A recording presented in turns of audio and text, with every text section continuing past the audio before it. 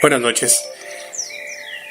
Escogí como tema el análisis del perfil del delincuente para su reincorporación dentro de la sociedad en la ciudad de Zacatecas. Esto en particular porque yo soy de Zacatecas y últimamente se ha desarrollado y se ha desenfrenado una ola de violencia que la mayoría de las personas ya no podemos con ella. Entonces, el motivo de mi investigación es para buscar una alternativa la cual nos pueda garantizar y recobrar nuevamente esa tranquilidad que existía en Zacatecas hace años. Mi nombre es Carlos Omar Cabrera, tengo la edad de 32 años, soy casado, tengo 3 hijos. Entonces, como comenté anteriormente, el motivo de mi tema, el por qué este tema, es porque estamos creciendo en una sociedad muy violenta últimamente. Se ha desarrollado en Zacatecas muchísima violencia y es por eso la idea de ondear más en este tema. Dentro de investigación escogí lo que era la problematización, que es un tema de suma importancia, ya que, como lo sabe, la sociedad de Zacatecana, la delincuencia y la modernización de sus artefactos bélicos han crecido de una forma incontrolable.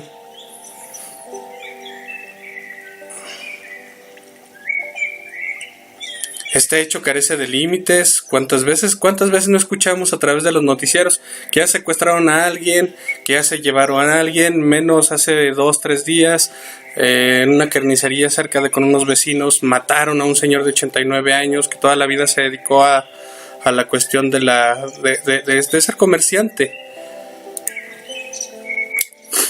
Sin embargo, hemos dado un punto donde el mismo gobierno se ha sentido rebasado por esta problemática.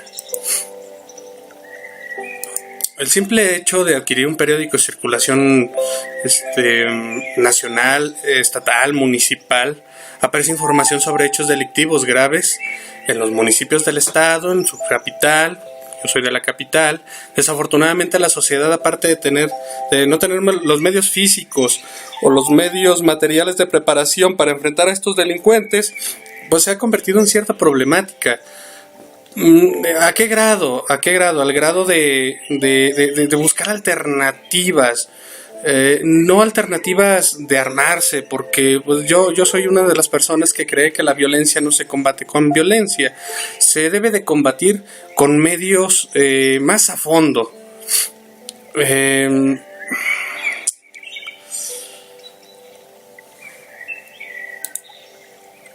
Los personajes que estuvieron cerca de la población.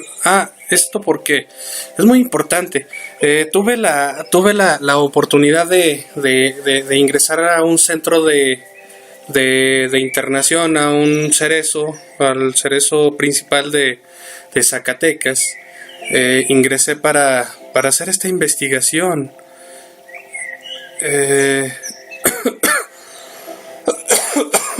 Perdón.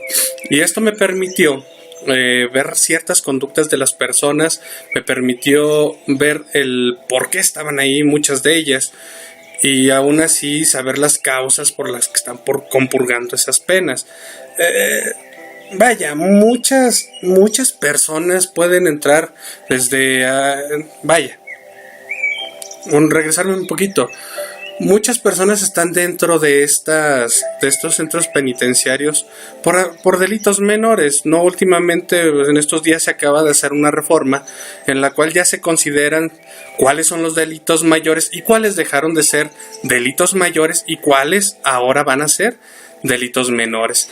Me tocó en su momento gente que está sentenciada por delitos no graves. Sin embargo, el sistema tradicional o el antiguo sistema de justicia penal los consideraba graves o no graves, vas adentro. ¿Qué es lo que pasa? Llegamos a un punto donde las cárceles o los centros de reinserción se están convirtiendo más bien en universidades del crimen. ¿Esto por qué? porque me tocó ver personas que entraron que porque se robaron un estéreo, por algún abuso de confianza, por una situación, bueno, no muy grave como un homicidio, una violación. Sin embargo, ¿qué es lo que pasa? Al salir de estas personas, pues ellos mismos platican. Casualmente me topé con dos personas que estaban buscando trabajo en el estatal de empleo. ¿Y qué es lo que pasó? Lo que pasa es que ellos me platican que batallan muchísimo a la hora de salir por la cuestión del empleo, más que nada. Y esta situación los conlleva o los lleva a buscar otras alternativas de conseguir dinero. Vaya, y no ya tanto para alcohol, drogas o lo que sea.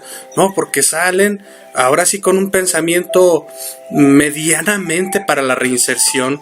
Sin embargo, la necesidad los lleva a buscar a delincuentes que conocieron dentro de los centros de reclusión. ¿Y qué es lo que pasa? Era una persona que estaba sentenciada o estuvo sentenciada. Una disculpa, soy algo enfermo. Estuvo sentenciada por un delito no muy grave. Y en el interior conocen a personas que estuvieron que estuvieron dentro del crimen organizado. Estas personas los recomiendan con otras personas que están fuera. Y a dónde llegamos, a que estas personas llegan a ser parte de las filas del crimen organizado, y es de la manera que ellos están engrosando el crimen organizado aquí en Zacatecas y en todo el país. Como les comentaba, al cuestionar a los internos recluidos en el Centro de Reinserción Social que se ubica en Zacatecas, ¿cuál es la causa por la que delinquieron? Todos me llegaban a lo mismo, la mayoría me llegaban a lo mismo. Ellos me comentaron que tenían primero que nada la necesidad.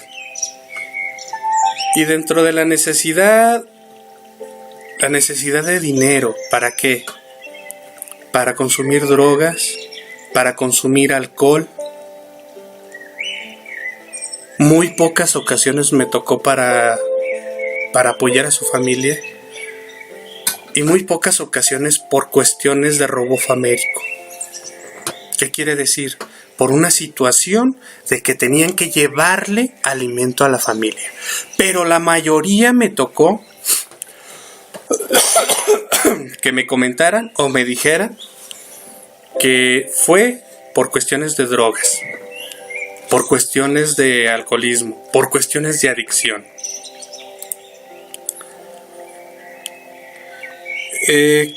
Cuando tuve la oportunidad de ver a estas personas fuera del centro de reclusión, en mi bitácora, en mi trabajo de diario, me tocó visitar un área que se llama Preliberados. Es un programa que tiene el gobierno del estado de Zacatecas para tratar de reinsertar a los exreclusos a un centro de trabajo o a ofrecerle un área de oportunidad para trabajar. Y platiqué con dos y los dos yo llegué al punto de decirles: oye, pues ahora que estás afuera, ¿qué es lo que vas a hacer? Me dice: mira, Carlos, trabajo ya no nos dan.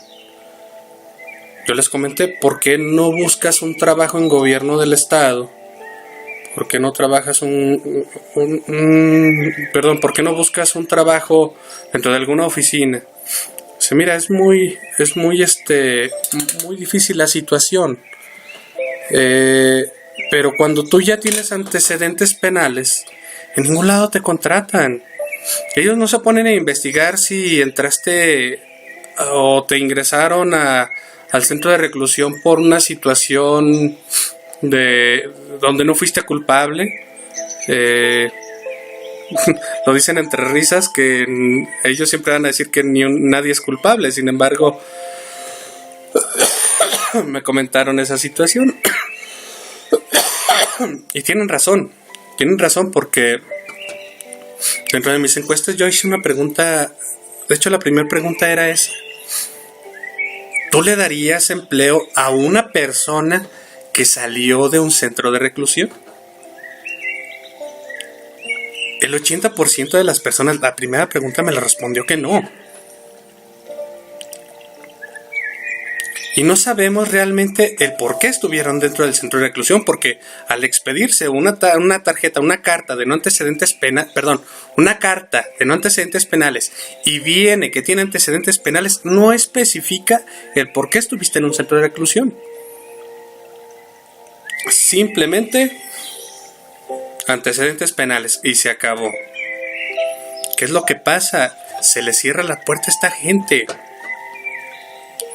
Y uno de ellos me decía, mira, y al punto o al final del día, pues de algo hay que vivir. Los dos con los que platiqué y que eran exinternos, ellos me comentan que pues están casados y tienen familia y tienen hijos estudiando. Pero ¿qué es lo que pasa? Batallan muchísimo. El programa de preliberados les da dos opciones. Una de las opciones es te damos un préstamo de 6,000 pesos para que busques o pongas tu propio negocio. O te damos otra alternativa, y la otra alternativa es buscarte un crédito para que pongas tu negocio, siempre y cuando acredites que tú, dentro del centro de reclusión, aprendiste un arte o un oficio.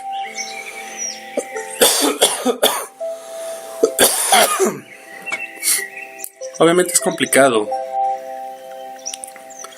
Me decía la persona encargada del programa que muchos de los ex reclusos nada más van por el apoyo de 6,000 pesos. Son muy pocos los que van por el apoyo del autoempleo, de endeudarse para comprar máquinas.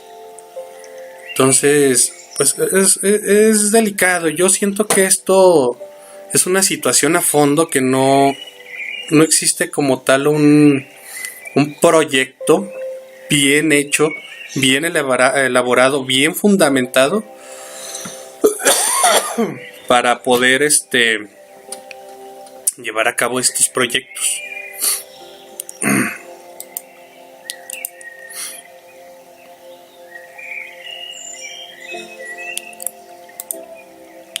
Entonces, en conclusión, a lo que acabo de comentar, es que los liberados tienen un futuro incierto. En consecuencia, existen muchas posibilidades de que continúen delinquiendo, formen parte de la delincuencia. Creo que se les debe considerar como un sector también vulnerables y hacerlos partícipes de programas de apoyos tanto a nivel federal, tanto a nivel estatal y municipales, con tendencias a hacerlos productivos, ya que, como ellos lo señalan, pues de algo hay que vivir. Y de verdad, ¿cuánto, por ejemplo, le puede durar los 6,000 pesos al lobo? Con 6,000 pesos en un rato se va. En muchas de las ocasiones, pues, ¿qué es lo que pasa? Llegan 2,000-3,000 pesos y te llevas a la gente a cenar, a comer, a tu familia, y ya, ahí se fue el dinero. Con 6,000 pesos no haces nada. Me queda claro que el segmento de la población que ha salido de un área penitenciaria es disminuida en importancia en la sociedad, Quizá esa diferencia se debe a que han sufrido el desprecio o el rechazo que obtiene un ciudadano compurgando alguna pena o una sentencia en el presidio.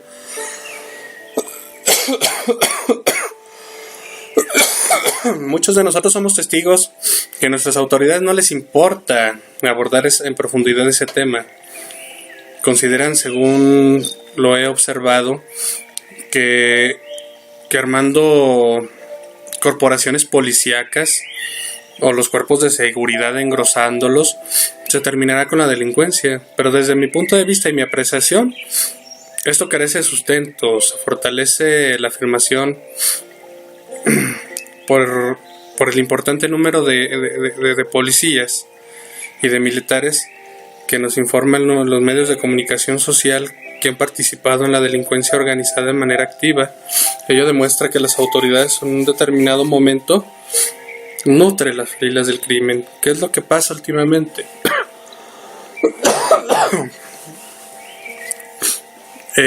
Se vino la ola también en la cuestión de seguridad de los exámenes de confianza.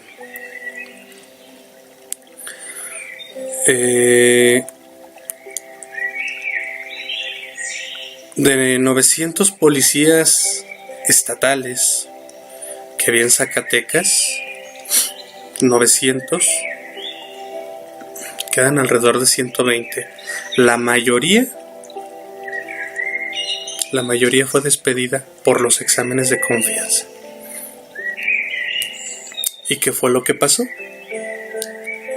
Lo que pasó que al final de cuentas, estas personas que fueron inhabilitadas dentro del servicio, disculpen el comercial, como comentaba, de esta parte de la sociedad trabajando para las corporaciones policíacas que se quedan sin empleo. Muy importante saber, y vaya, pegarle ese punto. ¿Por qué? Porque muchos de los empleos también, cuando vienes de alguna corporación policíaca, es como si trajeras antecedentes penales. O sea, es que no les trabajo porque era policía. No, sí, luego, ¿y de qué van a vivir todos esos policías? Son alrededor de 900 policías. ¿Dónde van a estar? Es gente que está capacitada y está entrenada para manejar armas. Ese es el punto donde están buscando precisamente el crimen organizado, engrosar sus filas. Tuve la oportunidad hace aproximadamente 6 años. Yo soy abogado y soy licenciado en Derecho. De estar en el forense, haciendo parte de mi servicio, y dentro de las bajas que había en las balaceras de aquel tiempo, nos tocó ver en varias ocasiones a policías estatales, policías municipales, en ocasiones, y no era rara vez ver policías en activo todavía. ¿Qué es lo que pasaba? En la noche eran policías y en la mañana eran delincuentes. Ahora yo no quiero saber a todas estas personas que retiraron del activo de las policías, pues, ¿a dónde vayan a trabajar?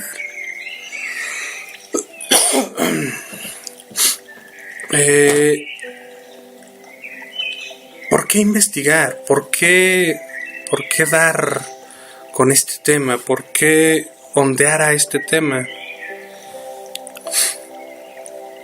A mí me tocó todavía hace 10 años. Zacatecas era una de las ciudades consideradas más tranquilas del país.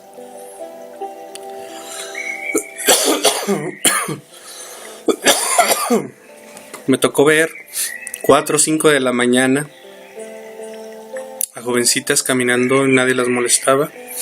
Me tocó en mis tiempos de juventud trabajar en las madrugadas en un restaurante. Nadie se molestaba. Era muy raro saber hubo un homicidio, cuando ahora diario aparece en los periódicos. Hubo 15 homicidios, hubo 20 homicidios.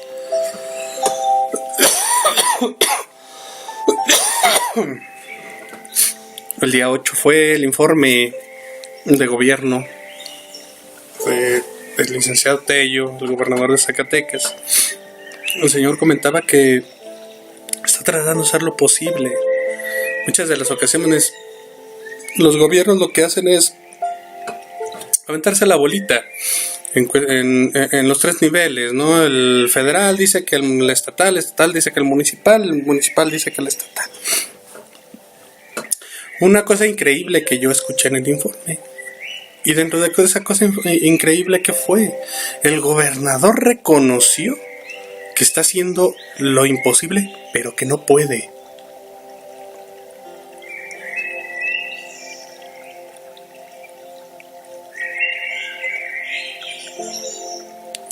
¿Qué es lo que pasa? Lo que pasa es que la cuestión de la gobernabilidad, la oposición es política. La política no está dando la oportunidad a que el gobierno haga su trabajo, por una parte. Por otra parte, la sociedad también debemos de concientizar que si tenemos problemas, debemos de resolver esa situación. ¿De qué manera? No exponiéndonos, entrar más a la cuestión de la educación para la familia, enseñarles a nuestros hijos.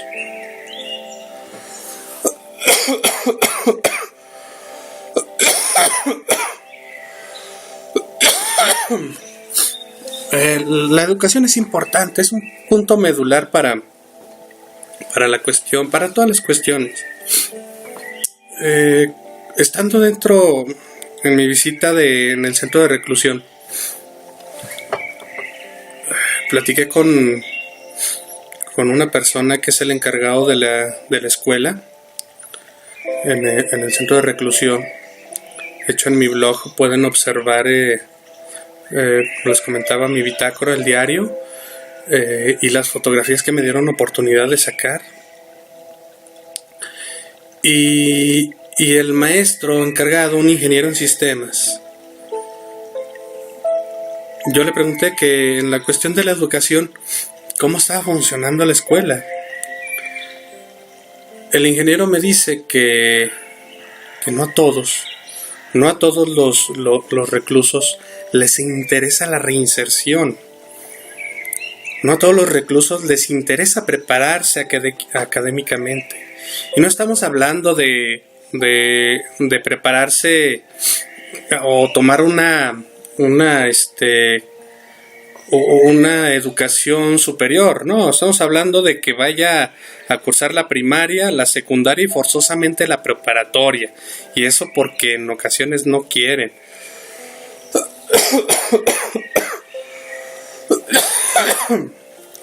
Él me comenta que muchos de ellos lo que hacían era, pues ahora sí que ir a perder el tiempo, ¿no? Ir a firmar. ¿Por qué? Porque el ir a firmar, el irte a sentar en una butaca, 1 hora, 2 horas, 5 horas, las que sean necesarias, pues te servía para acreditar buena conducta y la reducción de la pena.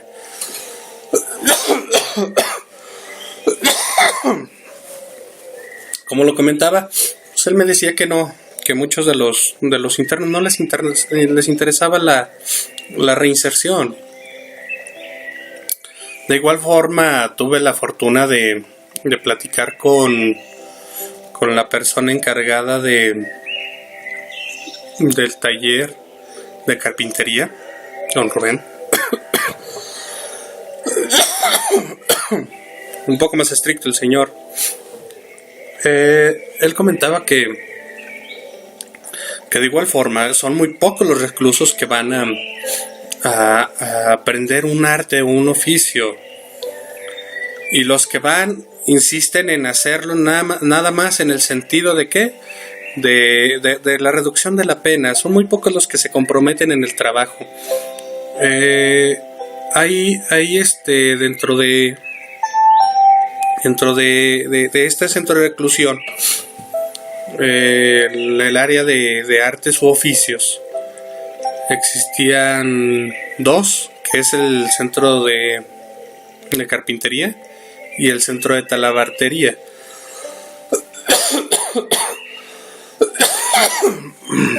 Al ingresar yo me asignaron a un custodio.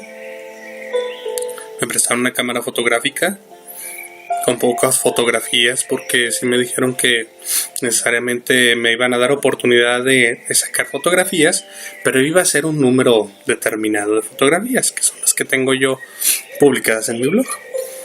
Esta persona me decía me dice, mira, Carlos, te voy a llevar con el ingeniero maestro encargado de la escuela,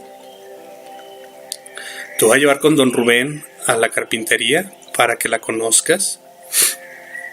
Dice, anteriormente había un área de mecánica, pero lamentablemente esa la cerraron porque nunca tuvo el total de personas que se necesitaban para trabajarla, y aparte salía muy costoso por las cuestiones de mantenimiento y por las cuestiones de las piezas que se tienen que comprar.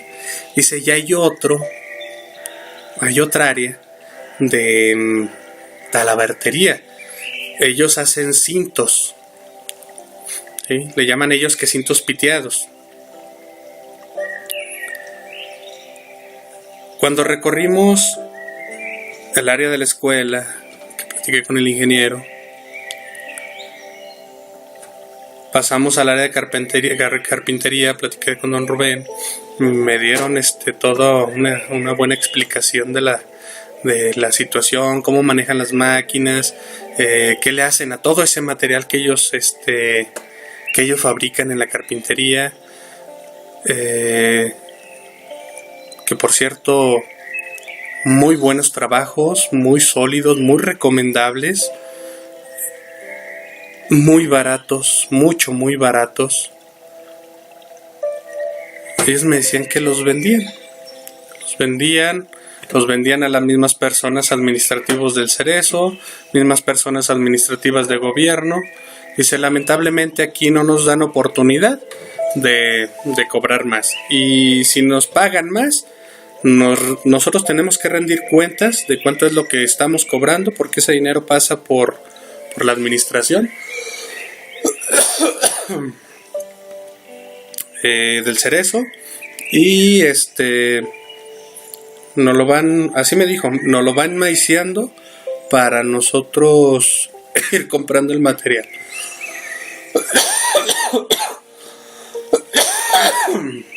Me dicen, si hay una pieza de 3,000 pesos, a nosotros nos pagan 300 pesos por la mano de obra y nos las dan en 2 quincenas. O sea que son 150 pesos por quincena. Lo demás es para el material que vamos necesitando. Entonces, negocio no es.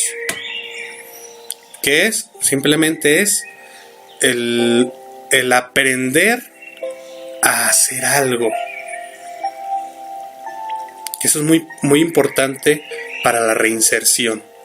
Como lo platiqué anteriormente y como lo vuelvo a comentar, hay programas, y uno de los programas para el autoempleo era acreditar que tú estabas cuando estabas en el Cerezo, debes acreditar que tuviste participación en artes u oficios dentro del Cerezo para poderte acreditar un préstamo de dinero y pusieras tu propio negocio.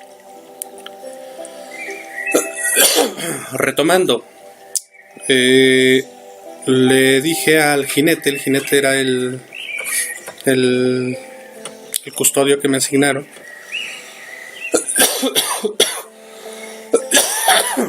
que me llevara al taller de talabartería de cintos, y me dijo que para allá no me podía llevar porque estaba muy grave la situación de aquel lado con los Zetas. Entonces, para aquel lado pues no pude ingresar.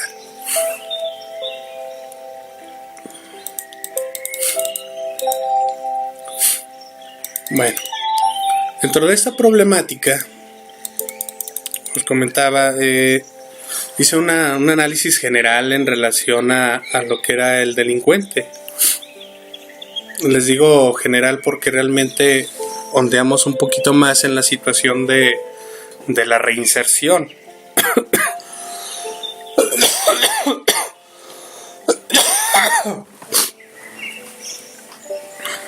Nunca vamos a saber por qué las personas son delincuentes. Antiguamente se pensaba, según las escuelas penales, por ejemplo el maestro César Lombroso, él pensaba que por la morfología de las personas se podía saber cuando una persona iba a ser delincuente o no.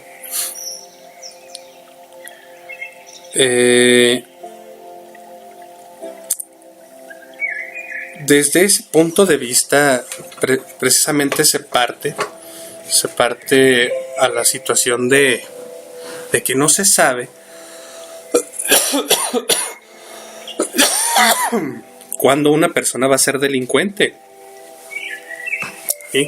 No por el simple hecho de estar feo, por el simple hecho de estar cabezón o con la quijada así para adelante o estar cachetón, ibas a ser delincuente. ¿No? Se han hecho estudios diversos y no se sabe. Hay todo tipo de delincuentes. Hay tipos de delincuente que te van a robar un banco, un tipo de delincuente que te va a robar la cartera, o tipo de delincuente que pertenece a las filas del crimen organizado, o los muy menos mentados, o los muy menos mencionados por las autoridades y por todo el mundo, los llamados delincuentes de cuello blanco, que realmente son los que manejan mucha situación de dinero, y muy pocos de ellos pisan la cárcel, como estamos viendo ahora con el exgobernador de Veracruz y el señor de acá de Sonora, Padres. Bueno, vamos a hablar tanto del tema. Di que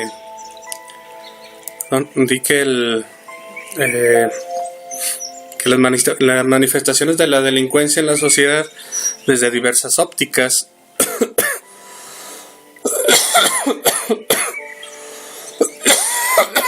perdón.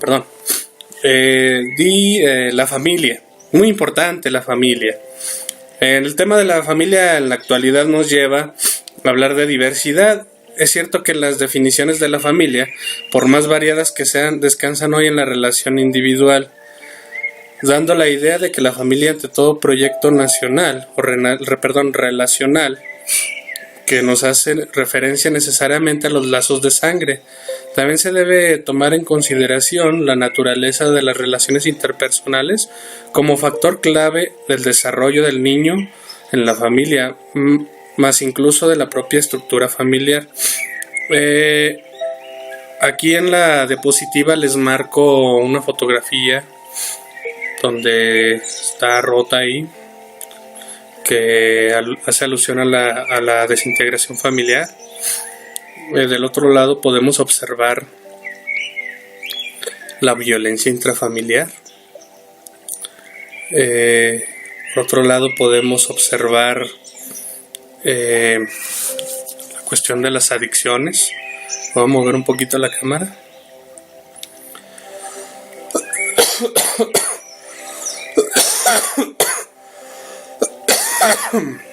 Perdón, vamos a un poquito la cámara para ver la cuestión de las adicciones, y a un costado vemos la cuestión de la pobreza extrema.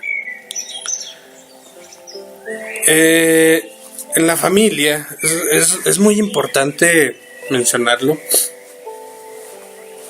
porque cuando se da una desintegración familiar, la mayoría de las personas, bueno, en este caso los padres desde este punto,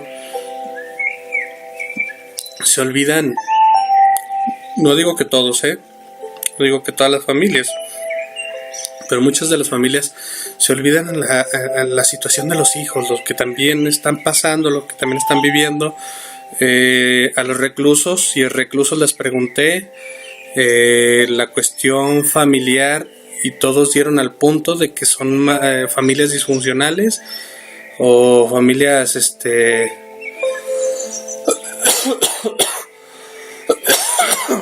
desintegradas. Pero yo creo que tiene mucho que ver los padres, mucho. Yo provengo de una familia desintegrada. Sin embargo, pues mi madre, siempre somos 4 hombres, 3 de nosotros somos profesionistas y uno de mis hermanos más pequeño se dedica a una joyería. Entonces, pues igual, tampoco está dentro de alguna situación rara.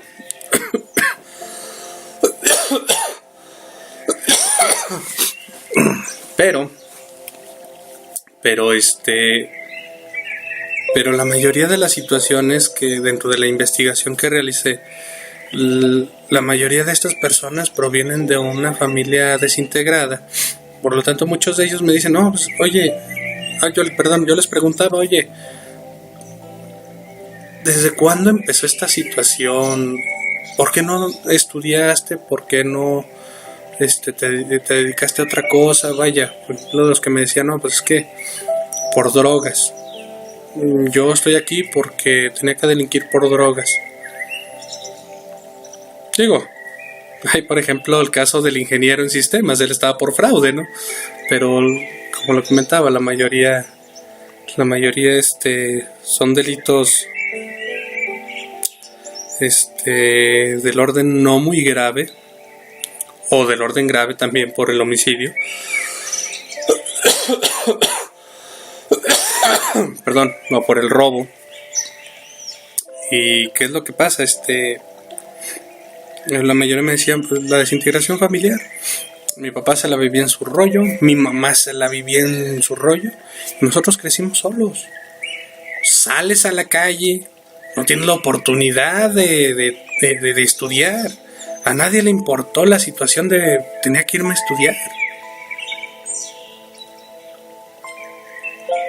Te empiezas a juntar con te empiezas a juntar con otro y ya valió. Entonces, ¿qué te genera? Aprender mañas, aprender a otras personas. Entonces, es muy importante la familia. Es muy importante la integración en la familia en el sentido de inculcarle valores a tus hijos. Es muy importante este punto porque es la base de todo. La familia es la primera escuela de la vida. Como segundo punto tengo la violencia intrafamiliar. Comentaba igual que la mayoría de los compañeros de los exreclusos me comentaban igual que crecieron en la violencia intrafamiliar antes de ser desintegrada.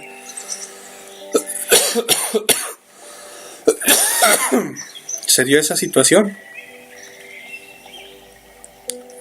Se daba esa situación de la violencia intrafamiliar, padre que golpeaba a la señora golpeaba a los hijos y los hijos golpeaban a los perros, ¿no? Y tengo en la ilustración.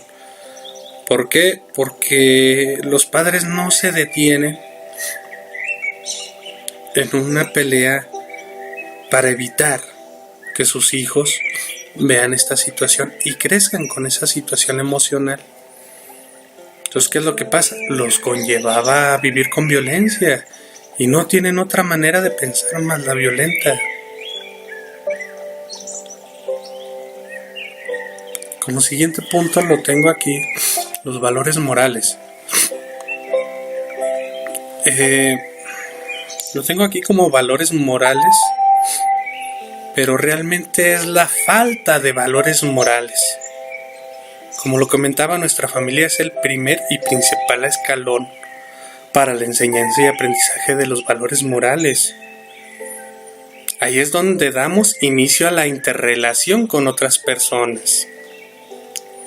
Por ese motivo, es de gran trascendencia que los padres, al procrear un hijo, tengan información sobre este tema, lo que les permitirá de la mejor manera, en cambio de respeto, lo que les permitirá de mejor manera el respeto a sus semejantes.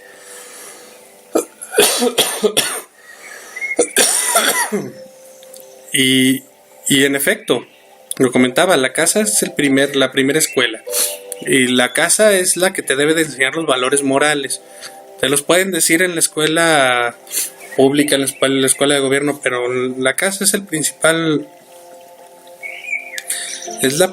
escuela, es el principal lugar donde debes de aprender los valores. Y yo siento que como padres es lo primero que debemos inculcar a los hijos, los valores morales. Comentaba, este punto sería más bien la falta de valores.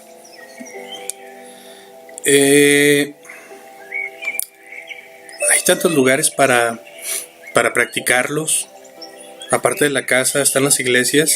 Digo, yo respeto la religión de cada quien.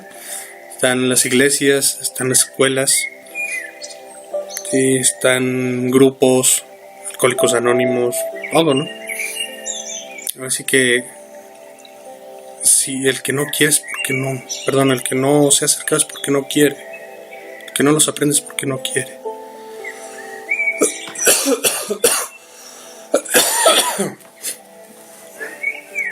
La falta de valores a lo que te lleva es precisamente a esto, ¿no? A no distinguir lo que es bueno a lo malo. A no distinguir que no debes tomar lo que no es tuyo. A no distinguir, a respetar a los demás, a tus semejantes. Comentaba cuando yo estuve en la escuela el señor García Maínez, en el libro de Teoría General del Derecho, que la sociedad como tal, más bien es necesaria la interrelación personal para vivir como sociedad. Entonces, en ese momento, la falta de este tipo de situaciones, de valores y todo, es cuando llevan a la creación del Estado.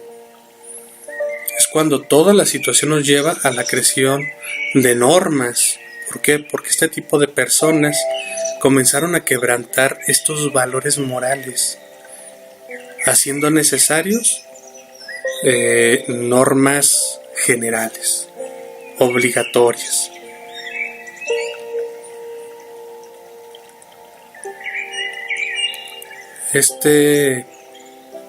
Esta parte de la unidad ahora sí que se está yendo al hoyo. Necesitamos como padres inculcar más la cuestión de la moralidad. Por más leyes que hayan, de verdad no todas las personas vamos a caber dentro de una cárcel. Siguiente punto, la desintegración familiar. Ya lo toqué anteriormente.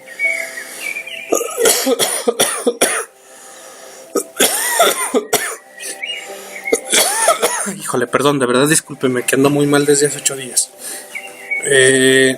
Yo les comentaba a estas personas, ¿qué entendemos por desintegración familiar?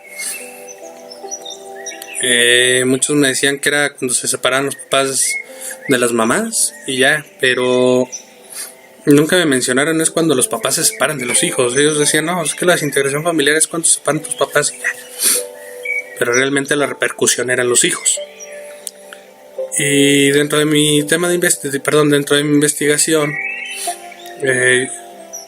vimos que es una desorganización familiar, la cual consiste en el rompimiento de la unidad de sus integrantes por la incapacidad de desempeñarlos en forma consciente y obligatoria. Una desintegración familiar es el producto del quebrantamiento de la unidad familiar y la insatisfacción de las necesidades primarias que requieren los miembros. Anteriormente, pues ya lo comenté, la mayoría de ellos venían de una situación de desintegración familiar. Bueno, siguiente punto, las adicciones. Las adicciones, a diferencia de los simples hábitos o influencias, las adicciones son dependencias que traen consigo graves consecuencias, ya sea el adicto o sea a su entorno social o a su entorno familiar y a su entorno personal. O sea, es toda una cadena.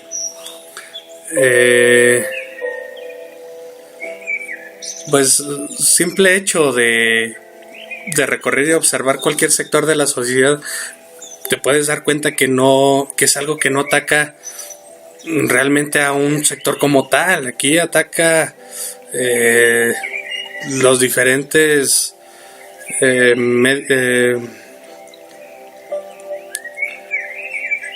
posiciones sociales, ricos, pobres y no pobres, ¿sí? Esto viéndolo desde el punto de vista económico. Lamentable, también ataca a diferentes sectores en cuestión de la edad, y esto es muy triste porque puedes ver a una persona pues ya de mayor edad o avanzada, hasta un niño pequeño de 8 a 12 años que ya está relacionado con este tipo de problemas.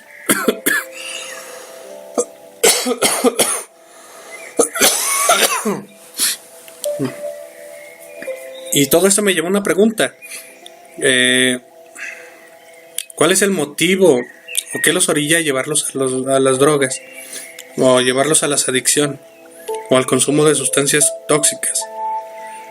Pues simplemente todo lo de arriba, todo lo que platiqué anteriormente: la familia, la violencia intrafamiliar, la falta de valores morales, desintegración familiar, te llevan a las adicciones.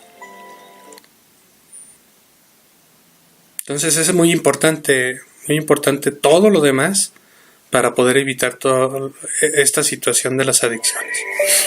Otro de los puntos que tengo es la pobreza extrema.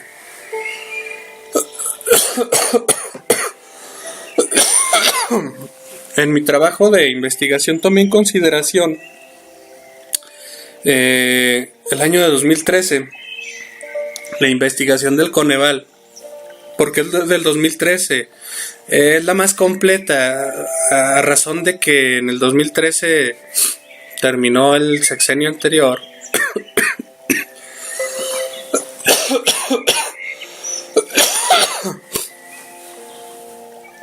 Bueno, no el sexenio anterior, el conteo del sexenio anterior, perdón.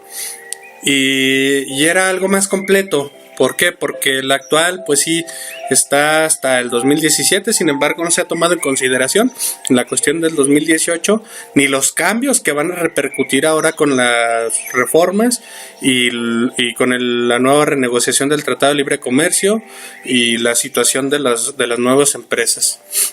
Entonces, encontré que en el año 2013 el 53.3 millones de personas representan, con esta cifra incrementó la pobreza extrema, o sea que es un poquito, representa cerca de la mitad de la población. Pues actualmente en México somos 120 millones de personas, o 120 millones de mexicanos.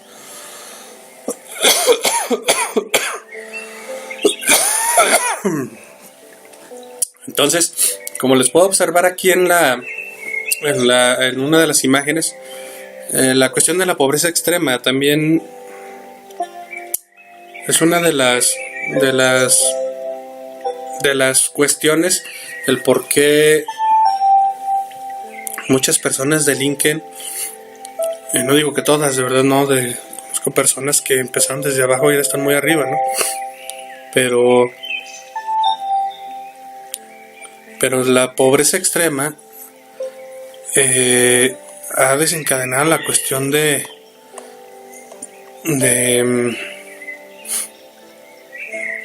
de la falta de oportunidades educativas, por eso la tengo en la parte de arriba. Es muy importante, yo considero, la escuela.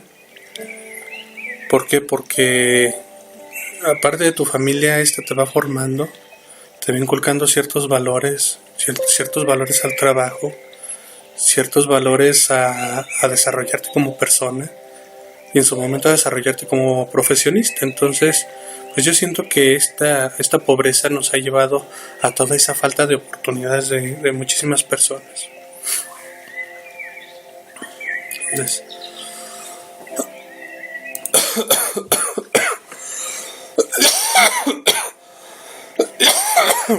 ay, caramba. De esta situación, mi pregunta de investigación es, volviendo a mi tema principal, si existe algún método, medida preventiva o programa por parte de las autoridades locales para que los delincuentes recluidos en el Centro de Reinserción Varonil, a su salida de estos centros penitenciarios, puedan reinsertarse a la sociedad.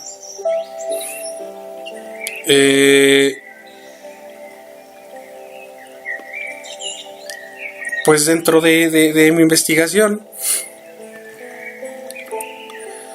disculpen que me adelante, pero no, realmente no existe como tal una medida preventiva o un programa, porque anteriormente lo comenté. Los reos que van a la escuela o los reos que van a las áreas para el desarrollo de algún arte o un oficio, no lo hacen con plena convicción. No todos, pero la mayoría sí. No lo hacen con plena convicción, lo hacen por la situación de la conveniencia. ¿Y cuál es la conveniencia? La reducción de la pena por la buena conducta. Me adelanté un poco, pero es importante aclararles esa situación. Y vaya, y eso me lleva me llevó más bien a contestar mi pregunta de investigación. Yo tengo como objetivos, tuve como objetivos a la hora de... Perdón, voy a mover un poquito la cámara. A la hora de desarrollar mi investigación.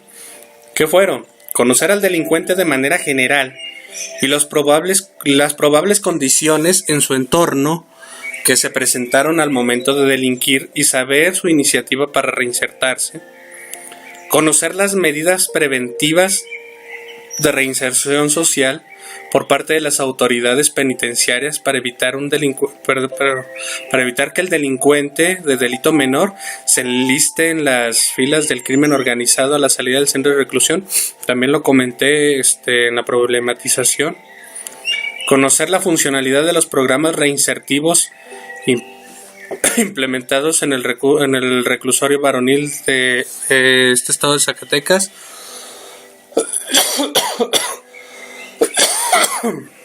Identificar a los liberados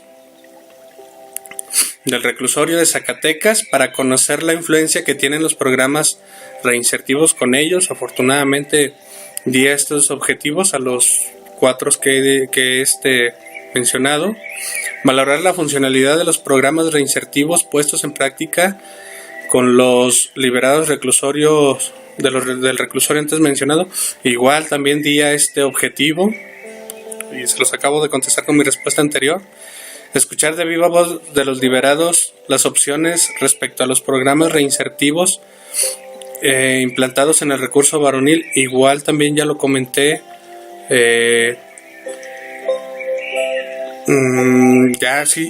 Escuché de viva voz de ellos. El gobierno podrá en algún momento avalar a los liberados para reinsertarse a la sociedad en su momento al campo laboral. Pues también lo comenté, señores, de verdad.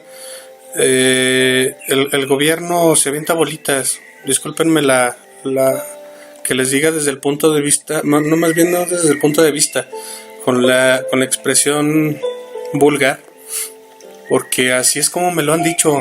ellos.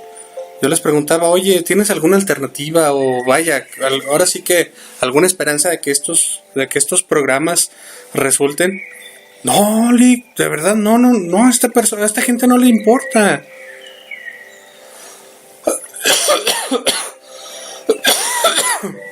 Cuando sales te dicen, no, mira, hay programas, y ve al municipio, y ve al estado, y fue a la federación. Y en cuanto llegas y les dices, no, pues es que soy liberado y preliberado, y aquí tengo, mire, mi acta de buena conducta, y mire, yo me la pasé haciendo tal situación allá adentro, aprendí tal oficio, y como todo, ¿no? Me llenaron de burocracia, y al final o no se hizo el proyecto, o no les prestaron para concluir el proyecto, o nada más les liberaron los 6,000 pesos que comenté anteriormente. Entonces, pues, lamentablemente, es uno de ojalá yo pueda seguir investigando en este sentido estos programas, y más con la intención que tengo de terminar la licenciatura en políticas y proyectos sociales. Esto en virtud de que va muy relacionado con este tema.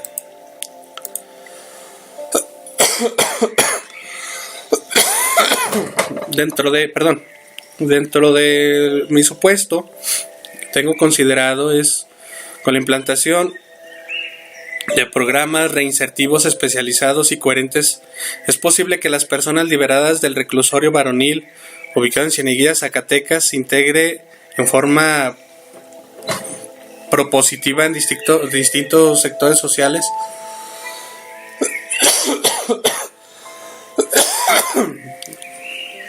Lo comenté también al principio, di que no. Obviamente todo esto yo lo tomé en consideración cuando empecé mi proyecto, pero vi que no, definitivamente no. El gobierno abrió cierta área, pero por cumplir una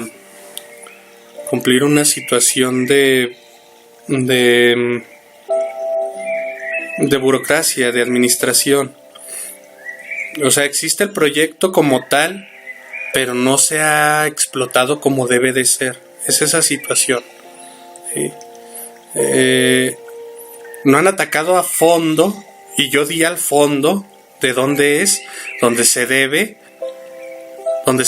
de cambiar la situación para que funcione. Más adelante lo voy a mencionar. Pero hasta donde vamos no hay como tal alguna preocupación a fondo para resolver esta situación. ¿Por qué investigar? Mi justificación es porque la delincuencia se ha desbordado en nuestra República Mexicana, y el órgano gubernamental en sus 3 niveles de gobierno, estatal, municipal y federal,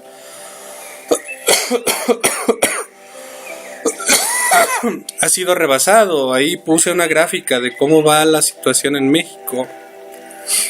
A diario en distintos medios de comunicación nos enfrentamos con actos vandálicos, robos, robos a casa habitación. Perdón.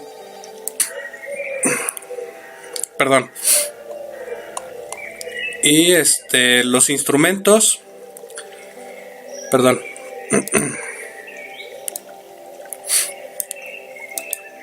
En cuestión de los instrumentos que se utilizaron en el presente caso, o en el estudio del caso, se basaban en los cuestionarios que al contestarlos por la sociedad civil o sociedad de los reclusos, las notas periodísticas, autoridades administrativas y autoridades penitenciarias en los reos liberados. Estos son los cuestionarios que hice. Los cuestionarios están publicados en mi blog y en la bitácora de Diario de Campo. Dentro de los instrumentos. Estos son los recursos.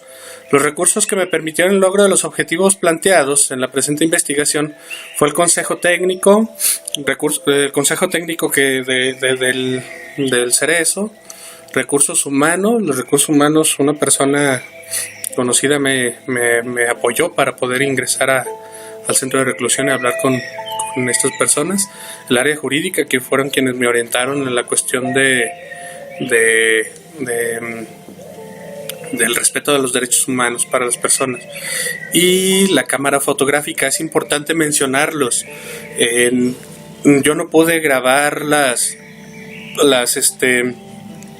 pude grabar las conversaciones tanto de los internos como los liberados.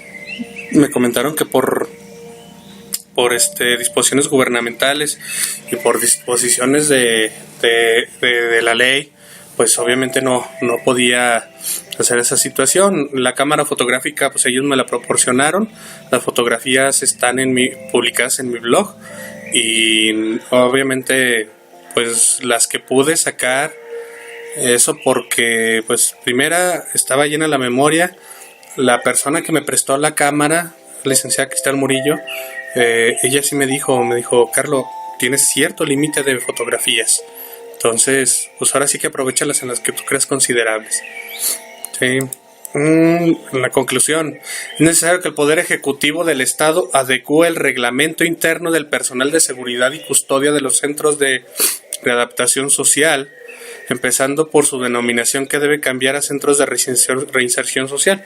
Bueno, podemos verlo, ya está. Los centros de reclusión ya son reinserción. Lo anterior, menoscabo, establece bueno. En conclusión, aparte de esto, se debe legislar en la cuestión de las cartas de no antecedentes penales. No debe existir un sí o un no. A ver, existe un antecedente, pero fue por esta situación. ¿Sí? Aclarar el antecedente. Segundo,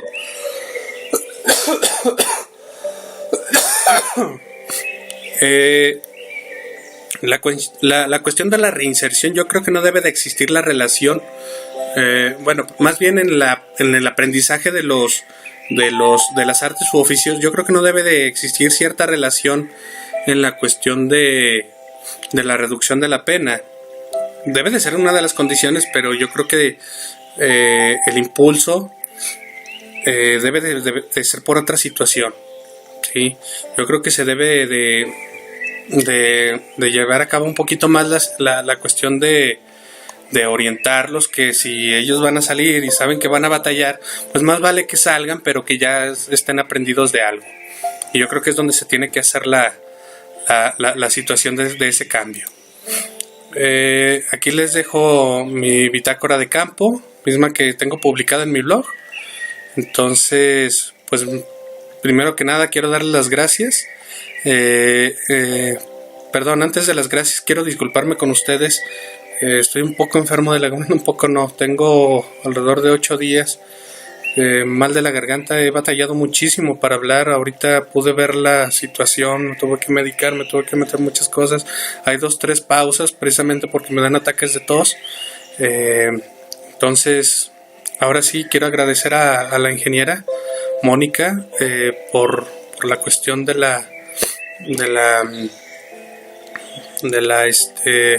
encaminarnos por dónde hacer las cosas.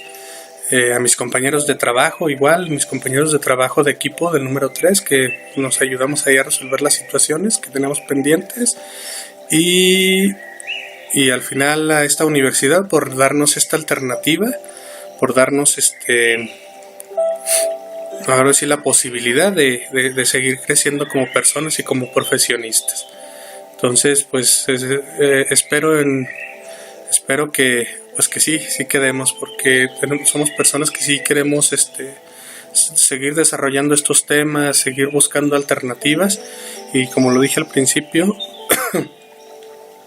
lo que me impulsó a cursar esta carrera es precisamente porque quiero llevar a cabo llevar a cabo la carrera para buscar alternativas y poner mi granito de arena para cambiar esta situación en México. Pues muchas gracias y buenas noches.